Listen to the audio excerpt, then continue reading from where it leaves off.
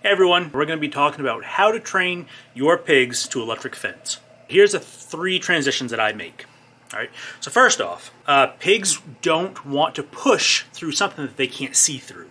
A solid wall, any solid wood barrier is perfect. They could push through it. Like if you're holding a piece of plywood, they could shove right through it, but they really don't like pushing through things that they can't see the other side, which is great. So as piglets, I have a solid wall in our farrowing barn, and then on that solid wall, I run my electric fence, just a single strand, and there's just a couple rods, not very big. I think it's like a 8-foot area, just one wall, lots of space where they can go and visit it. So the first time when they're piglets, they walk up and they see that wall, so they pause. Because they can't see through the other side, so they just pause naturally. They see that wire and they say, "What is this?" They back off and they say, "Oh, smokes, that was awful. Don't want to do that again." And that's what we want. And you'll see that same piglet the next time will come through and catch its eye and be like, "Oh,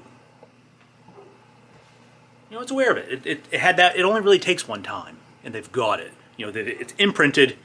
This metal wire, if they associate with wire, this twig, whatever, however they associate it, but this negative. Give it some space." So after they've all pretty much gone through that scenario, and they've all been at least introduced to it, and what's great about that too, let's say you have your wall and you've got your wire set up. That piglet comes in and for whatever reason doesn't go backwards, it goes forward, it hits a wall, it can get back out. You're not worried about it hitting the wire going through. All right, so you really want to just control those conditions. So it just gets zapped, and its inclination is to go backwards. That's what we want. So step 2, we do the same thing, except now what I'm doing is I'm swapping out that solid wall for a perforated wall, but a solid, I don't want to say this. So I should say it like this. So a physical wall, but it's perforated. And so what I use is hog panels. You use a galvanized chain link fencing, welded wire mesh that they sell for fencing. Point being is you want to be physical, right? It's held in with stakes. Even if your electric wire isn't there, they can go up to that wire and they can't push through it, but they can see through it. All right, so we've got this perforated physical wall, and then again I run my electric wire about the same length, 10 feet, whatever, right in front of it. So here again, our piglets are coming up and they see this solid wall. They can see through it. So now they're more curious to want to go up and kind of see where it goes, especially if it's their first time coming up to one. However, there's that electric wire in the front, and 50-50, depends on the individual. A lot of them will recognize that because they've had an experience before, and they'll just say, and they'll be hesitant. And every once in a while, curiosity, they're going to check it out. They get it, they get pinched, they move off. Now they're starting to get a new association with a slightly different environment, right? So they're kind of collecting data points from different areas and logging it into their little Rolodex in their brain. So number 3, we've already got our piglets going through our solid barrier, our solid physical barrier, getting adjusted, introduced to the fence line. And then we've had them getting adjusted to a perforated physical barrier with our fence line in front. And the next step is a small area, 20 by 10, not a really big area, just a small little, where they can kind of run around and stuff. Now it's just our electric wire. Let them into this area, 9 times out of 10, they're going to go out there and check it out, and it's all new. There's so much novelty, they're just cruising. But there's a certain point where pigs don't have really good vision, but as they get close, they pick up on it, and they say, "Whoa." A lot of times you'll see them like they're surprised. They'll be sitting there munching around really close to the wire, and they kind of look up and it catches them, and they, "Oh," and they'll pause, and they'll kind of work their way back like, noted, And occasionally one will hit it, and then they're reminded like, "Oh, 10-4, got it, noted." At this point now we have no wall at all, just open terrain. They come up to that little wire, and they're recognizing it, they're hitting it, they're saying, okay. They get this perimeter of negativity. They're aware now, they've associated that wire, maybe your fence poles and the connectors, that they've associated this in 3 different situations now. From that solid wall to the perforated wall, now to the open. Every time they touch it, it sucks. But in the center, there's like some roots I'm digging up, and there's like bugs, and usually I'll actually put down a lot of extra grain. I'll give them some treats. We got apples, maybe I'll pop some popcorn, whatever. I want them to say, oh, this edge sucks. But here, if I stick around in here, there's all kinds of good stuff. I'm going to stick around in here. And that's it. Once they've kind of figured that out after a few days, then I'm opening up into big old paddocks.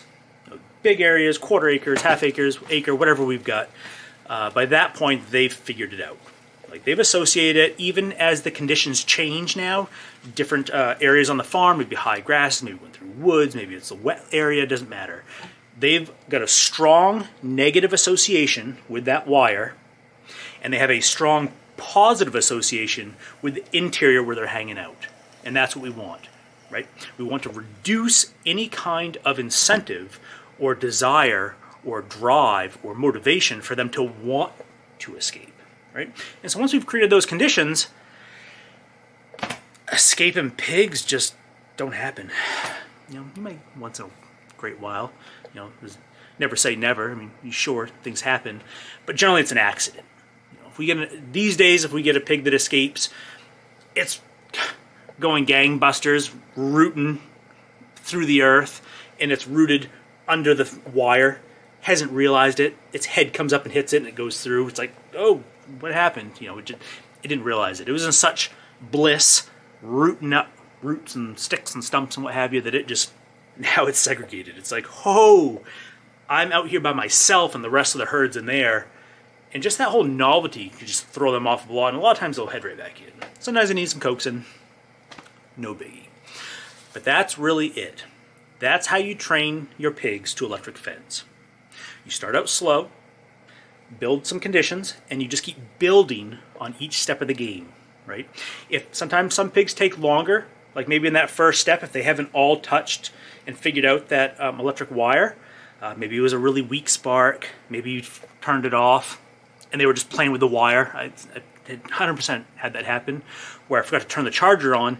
They've gone through and they've chewed the wire up and they've made a big mess of it, and they just like, no negative association whatsoever. They're just out there playing with it. So then, once we get it plugged in, we're kind of like back up, start from scratch, give them extra time to get used to it and figure it out. But that's it. Once you've kind of built on each stage of that, and they've built up a healthy negative association with the wire, but they have a correspondingly equal, if not larger amount of positive reinforcement to counteract that, then you're golden. That's the secret right there. So, if you're having problems with pigs escaping, most likely it's a management issue. Almost always. Very rarely is it not a management issue. So, if you get any problems, or you have any questions, or you've been having a lot of success with it, let me know down below. I'd love to help you out. I'd love to help your pigs out. I think if you set the conditions right, your animals will thrive, you'll thrive, your animals, your environment, everything will be happy, healthy, and strong. So thanks for watching, guys, and I'll see you next time.